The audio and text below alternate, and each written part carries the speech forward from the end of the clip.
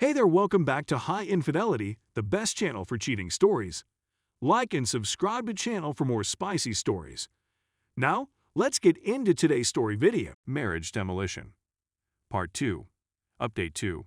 I'll attempt to describe what's transpired since my last post, despite the fact that I'm sure I'll use improper legal phrases and words in the process.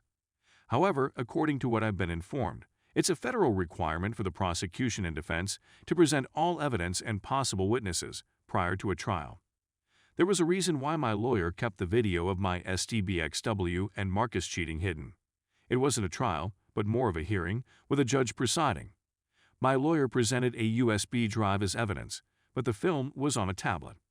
To cut a long tale short, Marcus either didn't realize I had evidence or forgot I informed him. I do recall putting my phone aside after filming them before pulling out my revolver. As a result, he and my wife never saw a phone. Because he declined to testify, the charges were withdrawn. His father is a business entrepreneur and a former judge. He couldn't have it put into evidence and viewed by the public during a trial in which his name was linked. So I genuinely escaped with my life. My lawyer is fairly positive she could have persuaded a jury to convict me. However, the absence of accusations or a trial is preferable. Marcus exited the courtroom before I could. As soon as I switched on my phone, I received alerts about missed messages and calls from a strange number that I mistook for my wife. Because I didn't read or listen to anything, I didn't react to anything, but I was certain she just discovered I had video proof. She was either attempting to make peace or waging war. Her lawyer might consult with my lawyer. No, I haven't communicated with her in any way, shape, or form. I knew she was dead to me the instant I caught her cheating on me. If I want to communicate with the dead, I'll have a seance. I have a highly respected divorce attorney, and he was the first person I tried to contact once the charges were dismissed. Obviously, the video will be required in divorce court, so I won't be able to show it to Marcus' wife. In any case, not yet. I'd imagine she'd find out via the grapevine, but who knows? He most likely prepared a preemptive strike and informed his wife anything just in case. But I doubt he gave a complete confession. My folks were overjoyed. I contacted them while they were on vacation to inform them of the fantastic, unexpected news. We were all anticipating the case to go to trial. Nobody anticipated the hearing to be the end of the criminal case. Now I'm concentrating on divorce, and my lawyer has my wife's divorce documents. It's not going to be as easy as my STBXW anticipated. She is now residing in the home. That puts me at a disadvantage, but my lawyer is attempting to mitigate the situation with some papers. I don't want to live in that home again. After seeing what I witnessed, I'd never want to live there again. In addition, I've heard it needs some repairs and new appliances. But, to be honest, I don't want it for her either. With property prices skyrocketing, I'd want to sell it altogether, along with the land. She shouldn't receive it if only because she was the one who ended the marriage. She should have kept her legs locked if she intended to stay there. Actions have consequences, and if she thinks obtaining some odd D is worth losing a property for, she shouldn't be in real estate. On the work front, I want to utilize the following week to either reclaim my previous position or find a new one. I don't want to fire anybody, particularly in such a specialist sector. But now I'm forced to hire attorneys to accomplish things I never wanted to do before. I know whomever replaces me will lack my expertise and knowledge, as well as my familiarity with the team. Don't believe I'll be jobless for long anyway. I never imagined I'd say I'm looking forward to getting back to work. The previous few months, however, have not been a holiday. I simply need something to concentrate on other than the divorce right now, and I'd want to try to forget that messed up night. I'm undoubtedly fortunate that I'm not dead, and I'm even more fortunate that I'm not imprisoned. But the whole scenario irritates me. Not only the money squandered on legal expenses, the squandered time, the statements I thought were true, but now realize were falsehoods, the deceit. I couldn't have known her if I hadn't met her. And the fact that I acted like a fool in front of someone I'd never met is upsetting. I mean, if you want to go postal and beat the out of someone over a deserving, devoted, and loving lady, go ahead. But to go berserk for someone who lied and never cared, it's not worth a single punch. And it's definitely not worth the bullets. Learn from my error. It's not worth it. But yes, if individuals could simply be honest with themselves and others, the world would be a better place. My STBXW is always attempting to communicate. Before she surrendered any part of herself to another guy, she needed to connect. I'd want to start anew someplace close to my parents but far enough away that I don't run across my STBXW or her AP. I despise large cities, but tiny communities have their own kind of ugliness. I earn a lot of money. I did and will continue to do so. After the previous several months, the idea of starting over with fresh things seems quite enticing. I can't think of someplace else I'd rather live. I simply know I don't want to live here. I'm happy we didn't have children, since this would have been a far worse experience. It's so nice to be able to ghost her and go on without a kid always. Linking everyone, and I adore children. One day, I want to have children, but, thank God, I didn't have any with a lady who was capable of doing that to me. At the very least, I know I can have a life and a work again. I'm having a bad time with this thing called life right now, but the fact that I have freedom and opportunity gives me optimism. I can let her go as a great blunder in my life, a tragedy of epic proportions. After all of this and what I did, I know I need treatment. I have a 2-week appointment to begin individual therapy. I already know I'm going to be slammed for my rage problems, but I need to hear it. And I need someone to assist me in putting my life back together after everything fell apart. I appreciate the counsel that has been offered to me here. I appreciate the positive feedback as well as the negative feedback. I accept that what I did was a mistake. I can only improve myself in the future. I can't alter who I was in the past. Final update. I've been debating how to even begin to convey what has transpired and where things stand for days. I owed it to those who have offered me sound advice since my blunder to provide an update. But merely recounting what occurred, with all the specifics and drama, would take much too long. Our attorneys started communicating. My STBXW side continued asking if she and I could communicate, and I kept saying no. Our side attempted to push the conversations forward and start the ball going on our side. My lawyer believed they were getting twitchy every time the home and property were discussed. But they insisted on meeting face-to-face and talking, claiming that it was critical for both of our futures, whether separated or together. I was still tempted to say no, but my lawyer basically informed me that I'd have to face her in court at some point and that we should meet. They knew we had proof of adultery but hadn't seen it.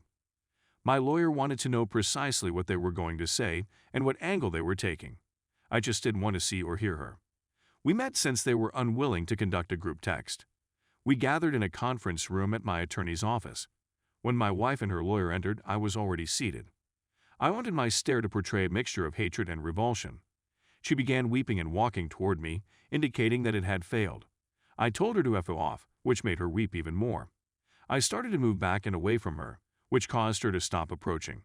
I'll spare you the details, but I cursed her out more than any human has ever been cursed out. She'd never heard me shout at her until that fateful night. I never cursed at her before that day in the conference room, not even that dreadful night. I let it all hang out. Every heinous idea I had about her, every horrifying belief I had about her, and everything I wanted would happen to her. Her lawyer was completely taken aback, whereas mine was just little taken aback, although I informed him to anticipate it when he consented to the meeting.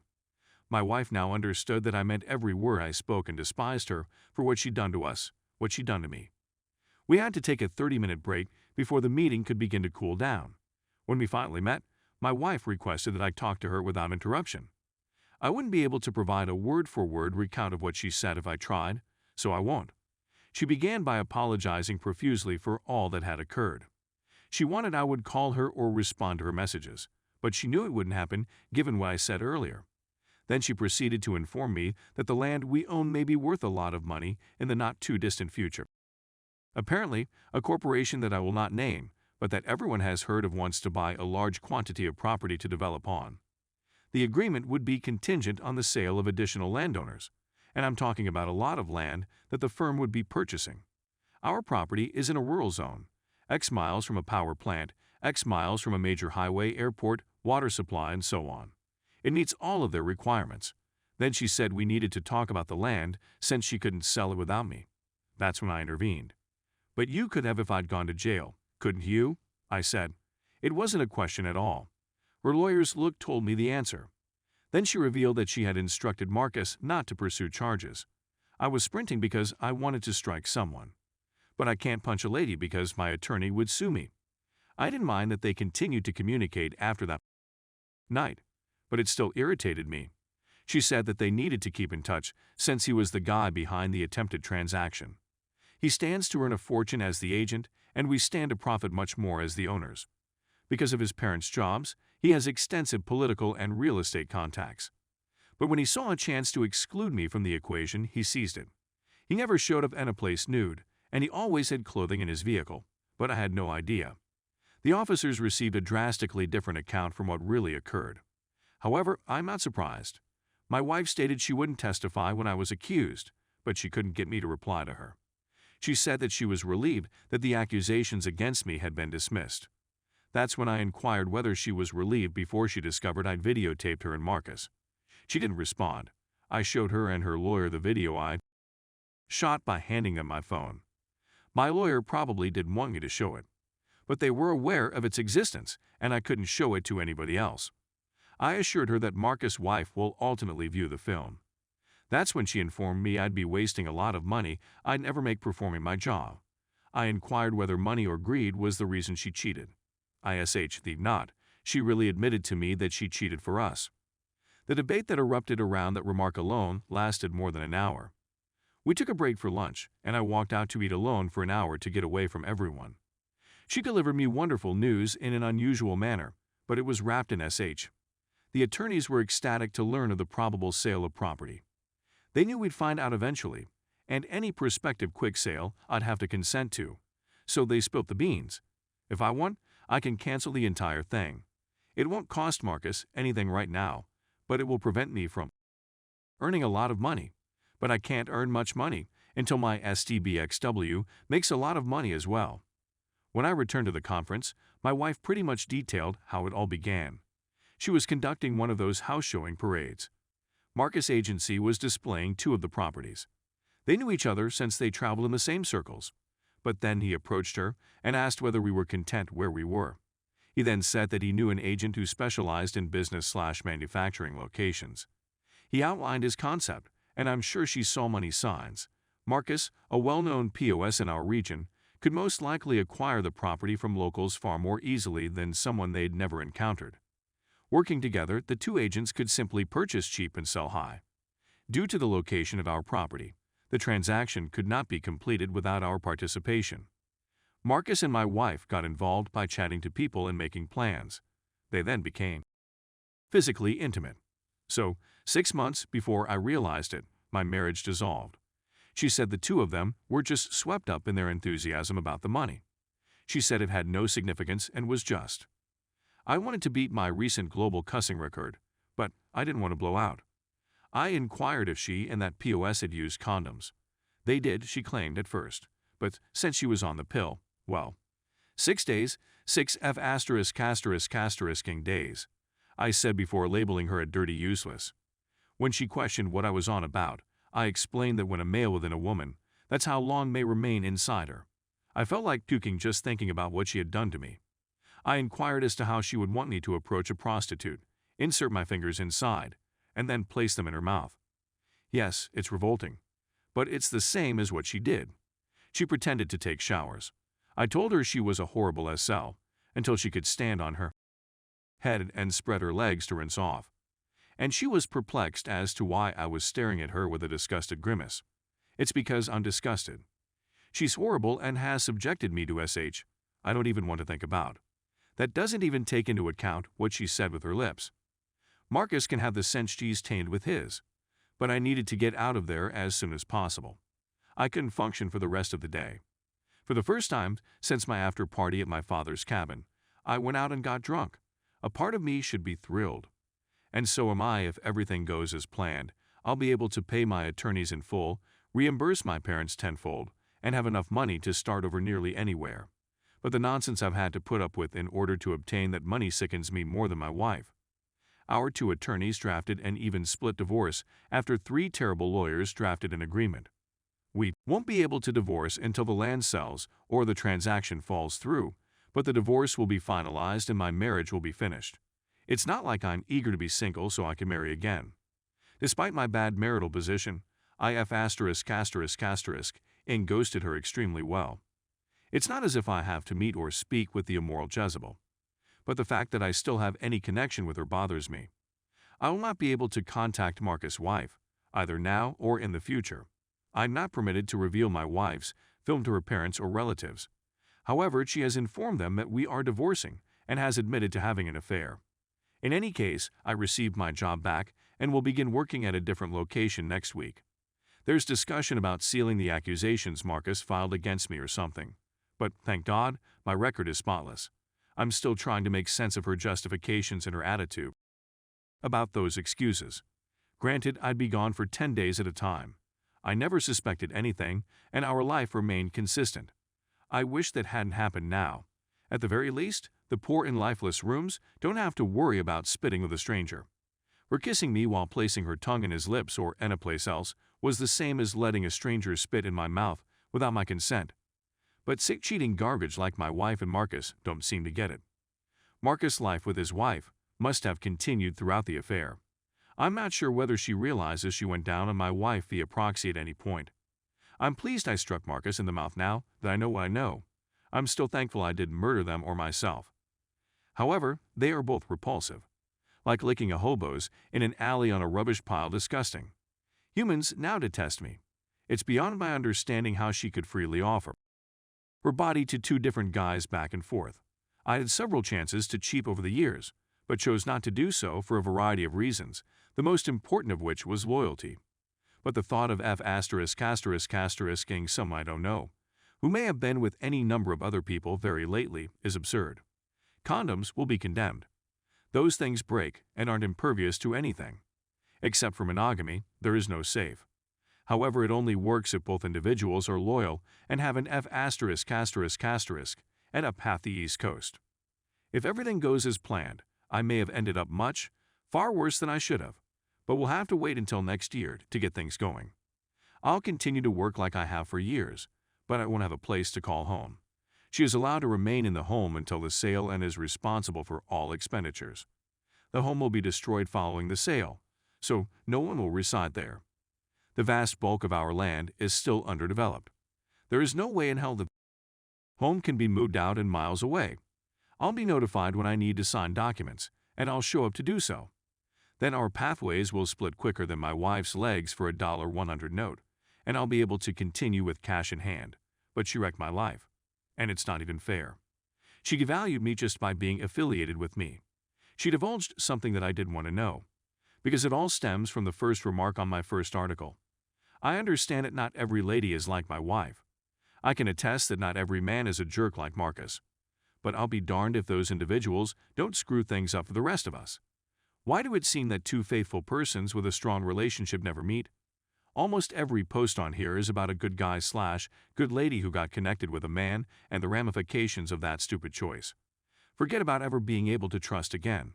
I can't bear the thought of ever trusting somebody like that again.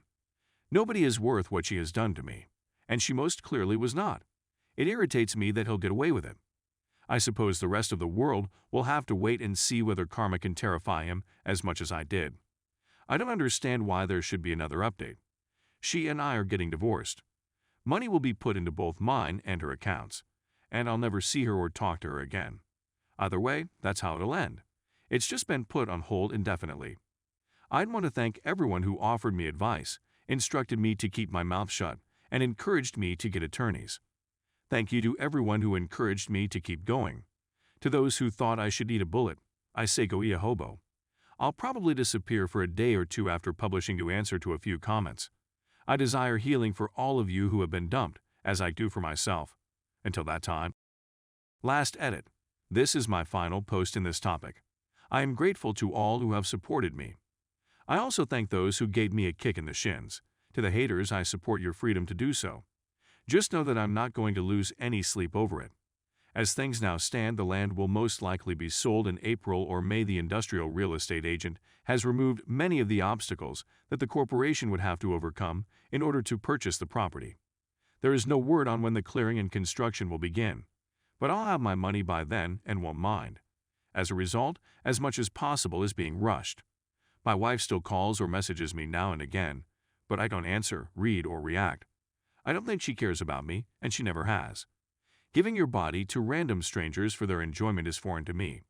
The idea that she can do that with her body disgusts me, and I don't want anything to do with her or anybody like her. It honestly bothers me that I cherish her body more than she does. But hey, whatever. In any case, I'm done with relationships. Because of my wife's behavior, there is no way in hell I could have a kid with any woman. I do want children.